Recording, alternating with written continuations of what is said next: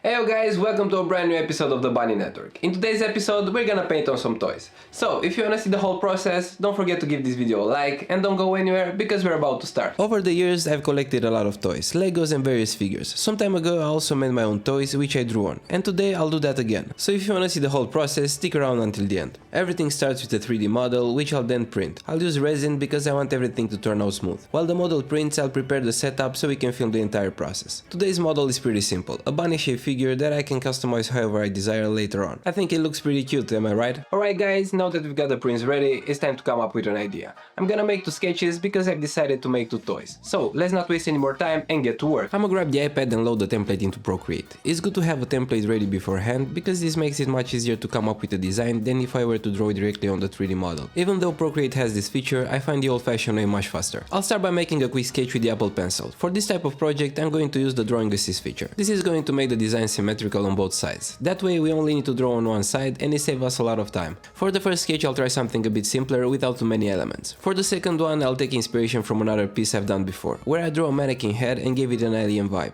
And I gotta say I've always been fascinated by things like that, something that feels straight out of H.P. Lovecraft stories. I love this color combo. Green, pink and white always look amazing together, and I think they'll look great on the figures I'm making today. Just like before, I use symmetry for our characters, but this time I'll add a lot more details. I tried to give it an organic look with curved lines that match the shape of the figure. Besides that, I added lots of eyes all over it. I just hope it will be as easy to sketch directly onto the toy. I think I nailed the look and it looks pretty nice. So far so good. After adding colors, the project is starting to come to life. Now all that's left to do is transfer the sketches onto the figures. Okay guys, we're done with the sketching, now it's time to get the figures ready for painting. If you like what I'm doing, don't forget to subscribe because it helps me a lot. Now it's prepping time. I've printed the figure and it looks amazing. Even though the resin is smooth and the layers are invisible, we still need to prep it a bit before painting. For this we'll need sandpaper in different grids. I'll start with 250 for the first layer. I'm using a sponge because it's much easier to handle, especially for corners and areas with creases. This part requires some patience, but in the end we'll have a perfectly smooth surface. I'll wipe the figure with some isopropyl alcohol to remove any dust. This step is super important to ensure the surface is clean for the next phase. Now that everything is prepped, we can apply some layers of primer to the figure. Before spraying, make sure to shake the can well to avoid drips during application. I'll spray a few layers on each side and let it dry.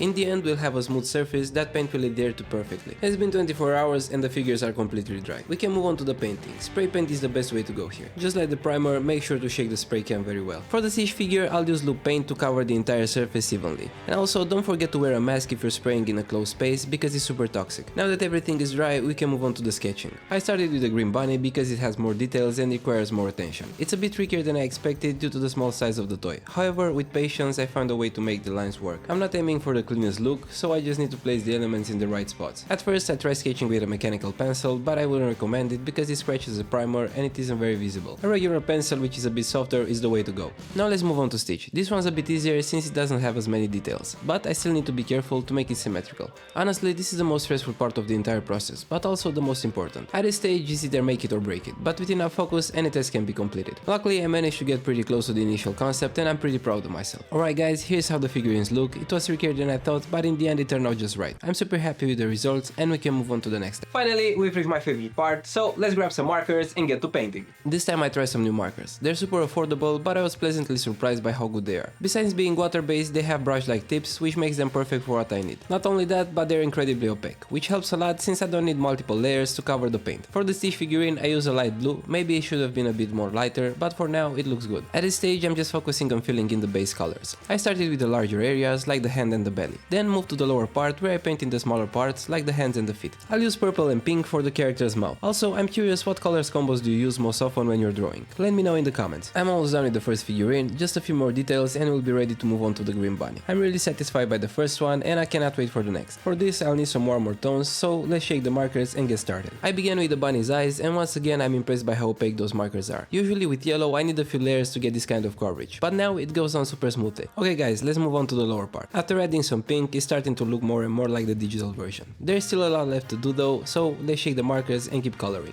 Normally I use Posca and Molotov markers, but this time I wanted to try something different because I always like experimenting when it comes to my projects. Now let's move on to the rest of the body. I'll use a few shades of green and for this I chose Poison Green from Molotov, a super vibrant color that I've been using a lot recently. Let's put the markers aside for now and use some brushes instead. I need some thin brushes for the details, but the fills can be done with a regular brush as long as I'm careful. So far so good, the green looks amazing combined with the pink on the belly and I really love this contrast. After finishing the fills with the brush, I'll grab a white marker to work on the middle eye, then move on to the head had to cover all the pencil lines. Now that most of the base colors are done, it's looking great and we can finally move on to the shading and details. I started with the green part since it has the most elements. I'll use a thin long brush because the lines are super tiny, but those details make a big difference if I wanna achieve a look similar to the mannequin. Now it's time for the eye details. I'll use orange to add some shadows, this will give them a bit more volume and keep them from looking flat. I think it looks awesome and it matches the Procreate sketch perfect. I'll add the final touches to make sure everything looks good and then we can move on to the outline. Okay, we're almost done, the only thing left to do is the outline. It's a bit tricky and I hope I don't mess up everything, so wish me luck guys. For the outline I'll use very thin liners and try to make the lines as clean as possible. It's harder than I thought though, because the figurine's rounded shape make the markers slip a lot,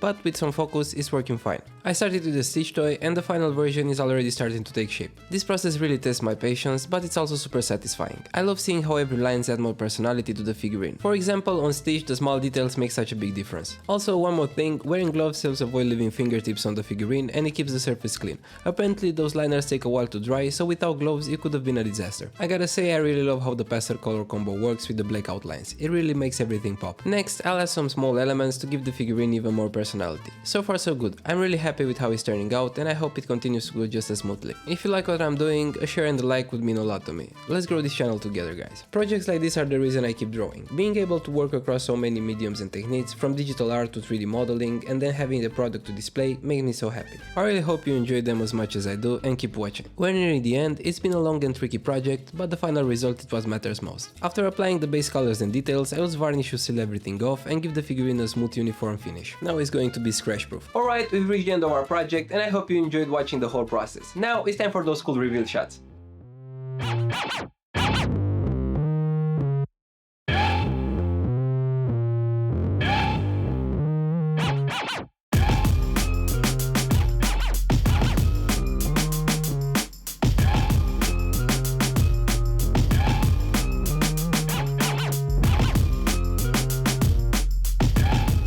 That's it for today's episode guys, thank you so much for watching this far. Also, this project was a bit tricky because the figures are so small, but in the end they turned out great. What do you think? I'm looking forward to your thoughts in the comment section. Also, don't forget to subscribe, share, and until next time, see you right here on the Bunny Network.